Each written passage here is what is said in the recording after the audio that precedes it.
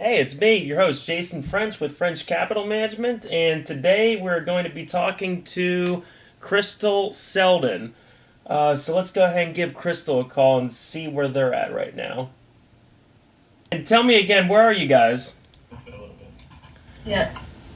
We're in St. Lucia right now. St. Lucia? Yep. Okay, and you've been there for, what has it been, like a week now? A day. Yeah, we just pulled in here yesterday. We just left from Beckway, which is St. Vincent and the Grenadines. So. Oh, okay. Okay, where's the next spot after that? Good question. Wherever the wind takes you, right? Well, wherever. More like coronavirus, yeah. Yeah. Yeah. So who's still closed off down there right now? A lot of them, actually. It changes every day. That's yeah. crazy. So now Martinique just shut down as of the first. And there's a CARICOM travel bubble, so if you travel within these certain islands, you don't have to quarantine, but that changes now too, depending on how many COVID cases they have. Oh, no kidding. Which website are you keeping up to date with? Is there like because it's probably going on with a lot of people right now. They can't go in their usual spots. So I don't know how you keep up with who's there and who's not, or who's letting people in. Oh, we just go to the government website. Oh, okay. Forums. Forums are really useful. So like Facebook groups. Yeah, that's a really popular thing with cruisers is you join Facebook groups depending on where you are, and you kind of get information regarding your general locale. People could, it's like an exchange network, which is nice. Oh, okay. Okay, good. Okay. Well, cool. Well, I was talking to Kristal. I was talking to you, Kristal, about just doing an interview for my podcast that I'm starting up. So I'm a financial professional, and I'm trying to help people plan out to vote. To save money to go travel, or if somebody gets really lucky and comes into a big sum of money and want to do something, they can travel, as opposed to the more conventional route that people in my industry take for retirement. So I gave you a list of the questions to go over, right? No. Oh, okay. Okay, yeah, I had just some basic. Yeah, they're just some basic ones. I was gonna say, tell me about the two of you. How did you guys get started on this? Honestly, we YouTube. Yeah. YouTube? Okay. Yeah. Well, we had a center console fishing boat back home in Boca that we loved going out almost every weekend on, and we would watch YouTube videos about boats, and then it came up that there was people our age, like early retiring, or I don't know how you want to say that, I don't know if it's retirement, but they were living in this alternative lifestyle on a sailboat. So we just got hooked on watching as much as we could on all these different channels, and then we decided that that's for us, because... Yeah, and it was a big question for us is when we were going to do it. Yeah. Because, it went back and forth in our minds, like, are we going to wait, try to save some more money? Yeah. Just felt like we were running away too soon in a way. Turns out that we probably left at the right time because we probably would have lost our jobs anyway. But it was difficult to make that decision as to when to leave, when you have enough money and when will be the right time. Yeah, that was challenging for sure. So that's actually an interesting topic for this. Yeah. Well, what was your jobs previously? Well, I was an accountant for a long time, but then I switched to IT. So I was an IT project manager, project coordinator, and Darren. Yeah, I had my own company. I still technically have my own company. I sold it to one of my, my main man. Yeah. Oh, it was one of your. You said it was one of your employees. Oh, Kristal, can you still hear me? I've lost you a little bit. Hey, Kristal. Hey. Hey, Darren. Darren, focus. Jesus Okay. Christ. He's always pointing at other stuff. Do you know where it is? No, I just noticed that. Oh, it's been having... She lost the key on the keyboard. Well, it's been popping off, and I click it back in, but... Oh, it just popped off of there? Gone forever. Now it's probably in the bag. Oh, man. Yeah. Well, yeah, they'll do that sometimes. I guess you just have to be extra careful when you're hitting it, right? Yeah. Nice. Super good. What's the name of the cafe where you're at? Cafe Olé? Cafe Olé? Yeah. Why can't we see you? Hang on, let me fix it real quick. Yeah, let me turn it on real quick.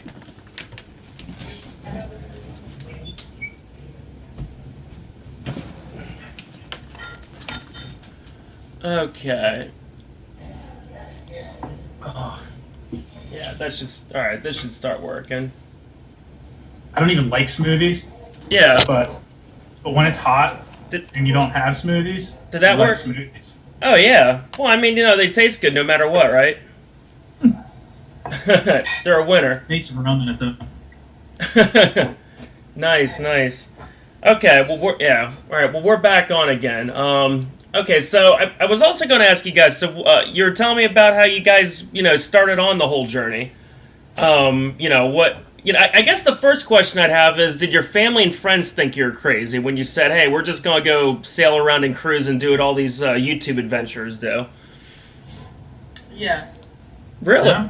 How'd you fight back against that? What'd you do about the pushback? I personally had no resistance, but No, I worked in a corporate office. Darren always worked for himself, so our work environments were very, very different. And I got some negative feedback. I think they were just more scared. Like the thought of open oceans just terrifies people. Yeah. So you think it was more? You think it was just more fear? You think it was kind of like a little bit of envy, also?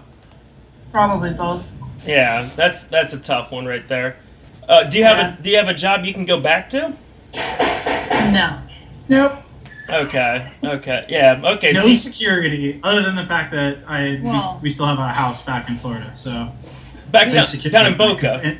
and that's the continuing stream of revenue. So that's part of the financial plan. There is that we're renting that out on Airbnb. Yeah, we're renting our home. Oh, okay. So did that kind of mess up your income? Because I know Airbnb, they shut down a lot of their bookings and a lot of. I know Florida, they did quite a bit for at least like a good month or so.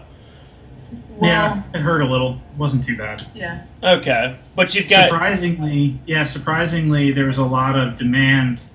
Right after that was lifted because everybody was trying to go somewhere, so it kind of made up for the dead months. Okay. And that provides a good amount of income. That plus, I guess, are you like other cruisers where you just do random odd jobs in port? No. You could though. I mean, Darren helps a lot of other cruisers because of his skill set. And I suppose we could start a business out of that, but Yeah. we just make friends and help people. Okay. Yeah, it's more of a barter thing. It's I barter, look at yeah. it as a way to, I haven't really taken payment from somebody in cash. It's always like, here, have a bottle of rum, or here, take a case of beer, Well, no, they take us out to dinner or lunch. or take you out to dinner. But in the cruiser world, Had all those if things. you ever needed something, that's how it is out here. Like, there's always somebody willing to help. Yeah. So you get familiar with the locals that are there, and then somebody else is visiting in port, and then they say, "Oh, go talk to Darren. Darren can fix that, right?" Yeah, that's Kind of. yeah.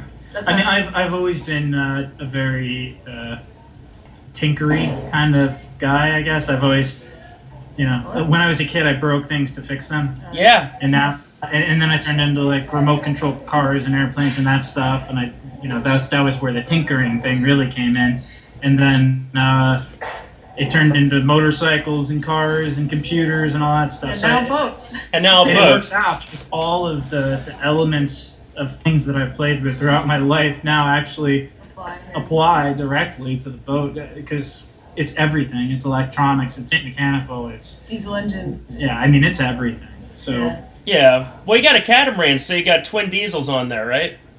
yep. Okay. And what size diesels are they? Were they Yanmars? Yeah, they're Yanmars. They're 55 horsepower. Beautiful. Well, I'm a catamaran sailor also. I know I kind of break tradition a little bit, but why a catamaran versus a monohull? That was really me pushing that. I think Darren could have. No, I always wanted to. No, in the beginning, no. In the beginning, he was like, "We have to look at monos too," and I was like, "I'm not going on a mono because we're on anchor 80-90% of our time." Yeah. I had to entertain. So I had to entertain the possibility of a monohull. you're right. He wanted to look at everything, but I already knew they roll too much. It just wouldn't be comfortable. If catamarans, if you can afford it, are 100% way better. We're faster. Well, Yeah. I guess also partly because of what boat we have, but We're faster. It's way more comfortable. We even have a dive platform. We'll learn to dive. There's two drawbacks Yeah. to the Catamaran: the cost and the extra water line that you have to scrub. Oh yeah, that's it right there. So about double the price, right? Yeah, Yeah. Well, who is the manufacturer of Too Short? it's a Leopard 46. Leopard 46. Okay. And what was the close second place to that one? Was there another catamaran you were looking at that was about the same size? Well, we were looking at Fountain Pedro Helia for a minute. Yeah, the but- Helia 44 was Yeah. a close contender. Yeah. Okay. What made you go with the Leopard? It was available for one, but There we was also that, yeah. we read a lot about the manufacturing quality of the Helia, and it just seemed like Leopard had a more, I don't know, strong following. It's kind of ridiculous because everybody has these strong opinions about these things, Yeah. and I don't know. It could have been a rumor At the end of the day, that yeah. ruined that, but there was talk in the industry about the Helia 44 having major problems with a couple of the boats that were too much to ignore. I think we started looking it up, and it was kind of scary. And I think Leopard just had a better reputation. Oh yeah. What'd you find out? Did they just have like defects in their hull or something like that? Something like Yeah, that. exactly that. remember They had something. issues with their bulkheads, Yeah. which is the last thing you want to have an issue with, really. That you start getting like hairline fractures or something like that if you're Yeah, hitting exactly. heavy sea. Yeah. Okay. Okay, that makes. About the time we started seriously looking, or I started seriously looking, I read a story about a Helia that sunk because a bulkhead like fractured and came loose completely, and it sunk the boat. Oh yeah. Well, there goes the rumor about catamarans don't sink, right? Yeah, right. Exactly. Or the myth, I should say. Yeah. Okay. I don't know that it sank completely. It probably didn't sink completely, but Did you know. damage. by Yeah. my standards, it sank. Well, a lot of people, a lot of people that talk about doing what you guys do, they watch shows like watching Sailing SV Delos and La Vagabond, and they say, I want to do that, but oftentimes they have little to no experience. What was your guys' boating experience before? Like, what did you know about boating before you actually bought your boat? So really, I mean, zero sailing experience. Oh, wow. But boating experience a lot. I mean, I've been on boats all my life. Yeah. I did the U.S. Coast Guard auxiliary test when I was probably like 13 years old, I think. Okay. So I've always kind of, and I did that because I wanted to be able to use a wave runner. That was like the requirement Yeah. to be able to captain a wave runner at that age. But yeah, so I've been on the water since, like I used to drive my dad's boat. Yeah. Which was like a marathon, like an old boat. I was driving that thing back when I was like 6 years old. Yeah. How long did it take you to figure out how to sail? Not long at all. Yeah. I mean, I have been sailing small boats. I shouldn't say I had no experience sailing, because I've sailed little Hobie Cats and stuff like that all through my childhood also. But Yeah. big boat, it's a whole different thing, obviously. Okay. But the principles were there. It was really just about understanding how to deal with large loads, Yeah. significant loads. Yeah. Well, what about you, Kristal? How much boat experience did you have? I was on boats as a child also. We're both Floridians. And we're Okay. around there by the water. But as far as driving it or learning about, I guess, the rules in the water, which if you already know, it's really good to know. That's Yeah. the biggest. The rules of the road. That's definitely the biggest thing. That's me. my dog attacking me right there. Yeah. Who has right of way? What do Yeah. those green and red markers mean? And there's people that don't even know how to read a chart. Like all that stuff. I guess Sailing is the easy part. I Yeah. guess I knew all that stuff before I got onto a sailboat. I just didn't know like points of sail or considering wind and like all that was new to me. Passage planning. Yeah, that's a big thing too, because Yeah. when you're just doing kind of a local, maybe go 40, 50 miles. That was our max range really with the with the the center console. Yeah. I want to call it a monohull. Oh yeah. It still falls into that category. It is. Yep. Yeah, it is. Yeah. But yeah. Well, Yeah, everything changes when you start thinking about going really long distances. So passage planning, that was actually more difficult to become adept at than the sailing, in my opinion. Yeah. Okay. One thing that happens, like, besides the storms is, we've got a pandemic going on right now. So a lot of people want to know what happens if you get sick or something like that. Because if your American-based health insurance doesn't cover you, so you've got to get traveler's insurance or something like that, right? Right. Yeah, a lot of people do that. We actually are completely uninsured. I guess we're kind of winging it, but we also, we have some cash. Yeah. So we could pay for it if it came to it. That's kind of my insurance. Well, what people don't know about, let's say, the Caribbean, it's not going to be all countries, but in the Caribbean specifically, healthcare, or I should say health services or dental work, everything is so much cheaper than the States that, like... Yeah, okay, so it's cheaper so you can do a lot with cash. I had a cap. I mean, it's so much cheaper here. It would be more expensive for us to carry insurance because then when we go here, it's like a fraction of the cost of the U.S. And there's definitely a certain fear associated with, like what happens if we have a really serious issue and we would need to go home for it. Yeah. Yeah. I mean, it's scary for sure, but I mean, I feel like you can't protect yourself from everything. So do you keep like an emergency cash fund or something like that to be able to cover emergencies like that? And how many months will it cover you?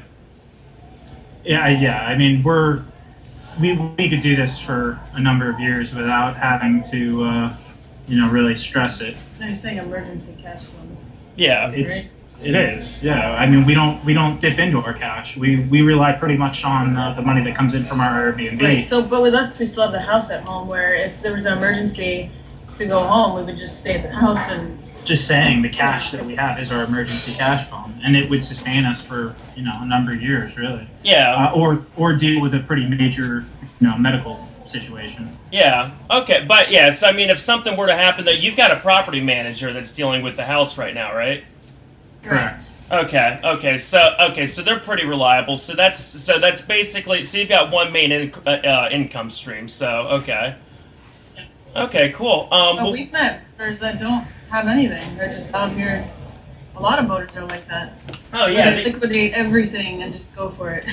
Oh yeah, well they're It's rare. I feel like the majority of people that we've ended up making friends with had a similar situation to us. Okay, sorry. Our age is different. Yeah. The older ones, they just go. Yeah, they're just like, hey, here we go. Okay. Well, what about put your house on Airbnb with a little nest egg? That seems to be the common model as far as financials go out here. Yeah. Okay. Well, what do you do? I mean, definitely like that nest egg. You're still using banks, and so if you have to get cash or something like that, you've got accounts. It's not like you got a treasure chest on board. But some some people, they do just have all cash that they carry around with them. So how do you protect yourself from like theft or pirates? Yeah, so I mean, we do have a hiding spot on the boat. Okay. We do keep cash on board as well as in the bank. Yeah. Kind of protected in multiple layers there, because I mean, particularly right now with what's going on, like who knows? Yeah, these countries are a little bit desperate because there's no tourism. I'm not even thinking about that. I'm thinking insofar as like, what if there's a run on the banks in the U.S.? Like it's something like you'd never think would ever happen, but if there was a time, it'd be now. Yeah. I mean, it's crazy. So you have to protect yourself in so many ways right now. Yeah. This is a crazy time to be a sailor for sure. Yeah, but it's also a good time too, because then you can get away from all the craziness back in the States, right?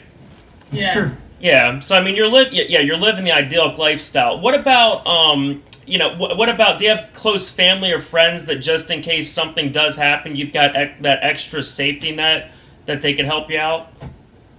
Yeah, for sure. Actually, I've got a good friend / employee in a way. Okay. He actually takes care of my property. He's always there. I've known him for probably 15 years. Yeah. And he kind of besides the property manager who does the marketing and the financial stuff, he goes there, does the lawn, takes care of the pool, my hot tub, and just does welfare checks on the house in general.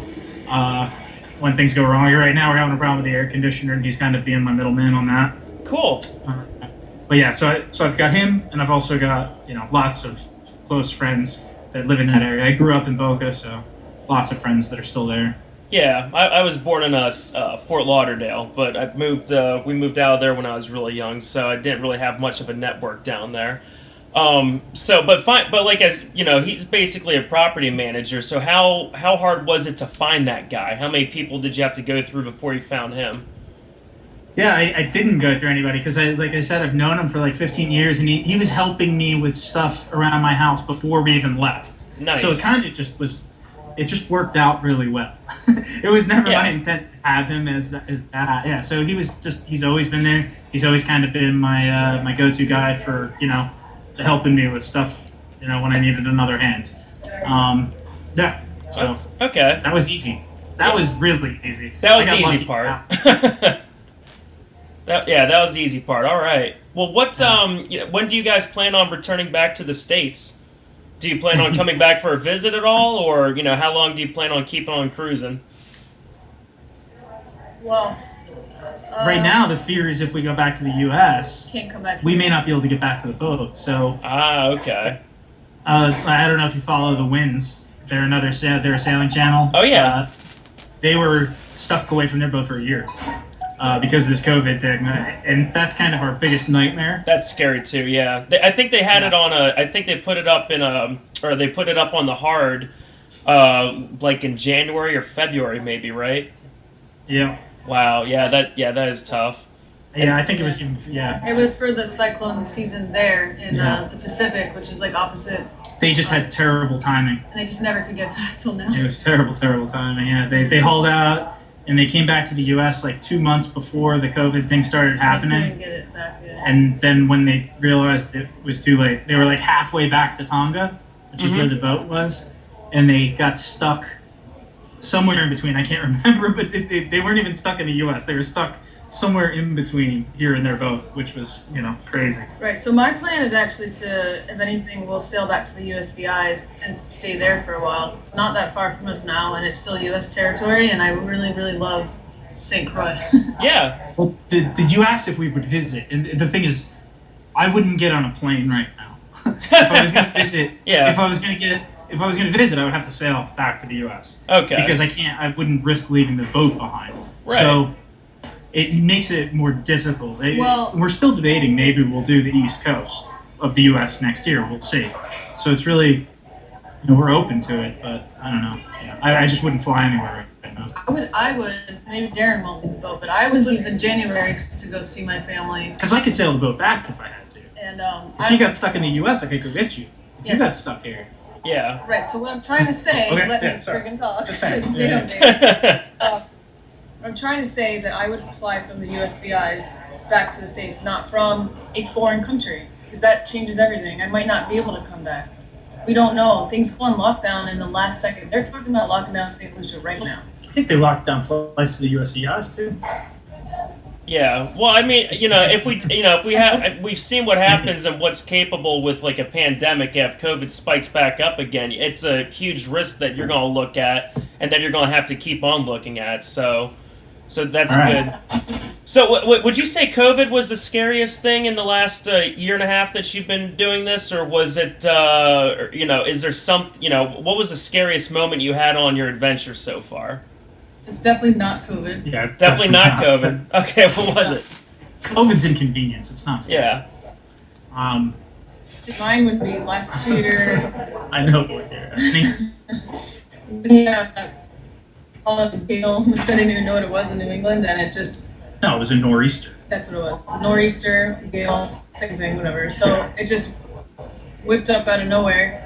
We thought it was going to be 60-mile-per-hour winds, and it ended up being like 90. 90? And we were on anchor, and we thought we lost the anchor, but it turned out we were just going back so fast that the anchor completely lifted up out of the water. It wasn't dragging. It was out of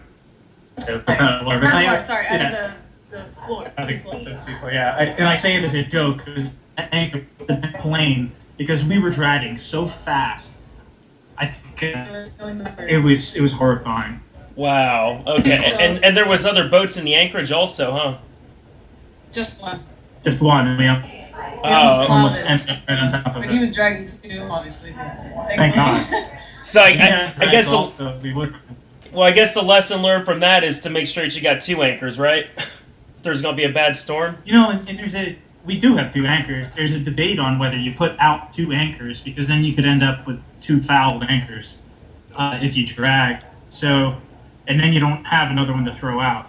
So, yeah, storm anchoring is a unique thing that there's definitely different schools of thought on that. Yeah. I still don't. I would do anything differently. Yeah, so I crawled out to the bow and pushed off the second storm anchor to try to slow us down. And then when the wind finally died down, Darren was able to re-anchor us with the main anchor. But Yeah. that was our plan all along, and I didn't think we'd actually have to do it. Yeah, really. Yeah. So, Yeah, we were set up. We had our secondary anchor sitting on deck, yeah, ready to It go. was ready to drop. So, Oh, okay. It was still terrifying. That was by far the scariest moment for me. Yeah. And I don't know what your scariest one. That has to be. That was terrifying for us. yeah, for sure. Oh, yeah. Everything else after that, it wasn't that bad. Yeah, Once seriously. you do that, you're like, ah. So what's the best anchor in your opinion after that experience? Like a Bruce, a Danforth, a Plow? Yeah, so ours is a plow style, a spade. And I love it. It's dragged that time. One other time, we were also in 60 knot winds, and just it was kind of a poor holding. I don't blame it on the anchor. It was a bunch of boats dragged in there. That was actually in Annapolis. Yeah. I'm really happy with our anchor. It holds up really well. A lot of people like the Rockness. Those are like the 2 common ones that you see. Yeah. But yeah, I definitely our secondary is a Danforth just because it's a fortress, so it's light, it's aluminum and everything. Yeah. Okay. And so to anyone that's watching your channel and they're saying, I want to go do what Darren and Kristal do, what's the biggest piece of advice that you give them? Just go. Yeah, just do it. Just don't wait on it. Yeah, there's something about sailors that do this. That's what someone else told me also. They're like, hey, don't wait on it, do it. Yeah, I mean, obviously you have to do a little planning. You have to plan out the steps to get there, but don't delay it. Yeah, if you keep sitting around waiting for that You'll perfect never guy, know. and I think it applies to pretty much everything in life, really. Yeah. If you want to do something, you really need to just be active and do it. Don't Yeah. wait for the stars to align, because they probably won't. You have to make it happen. It's your choice. Yeah. Well, that's yeah. Like, oh, it's so lucky. I wish I could do that. Like, you can. Anybody can. You just have to put your mind to it and actually try it. Like, Yeah. Well, you guys are definitely doing it. Yeah. You guys are doing it. I don't want to go back. I don't blame you. I don't blame you. Well, Kristal, Darren, you guys have been great. I just didn't want to take up too much of your time with it. So you guys have answered some awesome questions, and I'm going to go ahead and put this podcast up there on my YouTube channel and then also on my Anchor FM channel, so that way you guys can listen to it. But fair winds and falling seas. We'll have to keep up with each other. I'll keep track of your Facebook page and keep watching that because I want to see what you guys are doing. I think you guys document your lifestyle and you inspire others to do it. So that's cool. Awesome. Yeah, thanks. Yeah. All right. Look forward to hearing the podcast. Yeah. Yeah. No, it's been great. All right, awesome. Thank you. Yeah. Have a good day. All right. Yeah. Cheers. Bye. Bye. Okay, so you just heard from Kristal and Darren.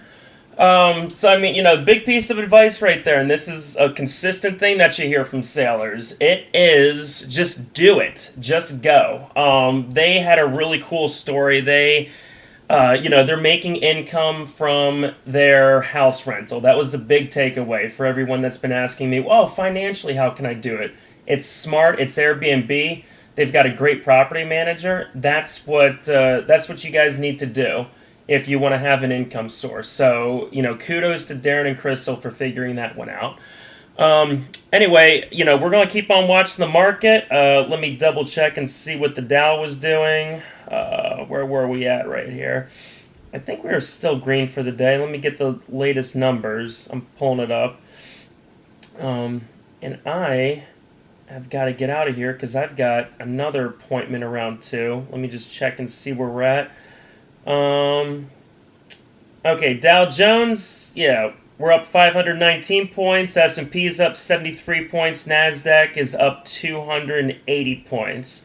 So we'll see what happens for the rest of the time for the day. So I'm out of here, guys. Wait for my next episode to come out, or watch some more of my podcasts or videos, and leave some comments. I'd love to hear what you think.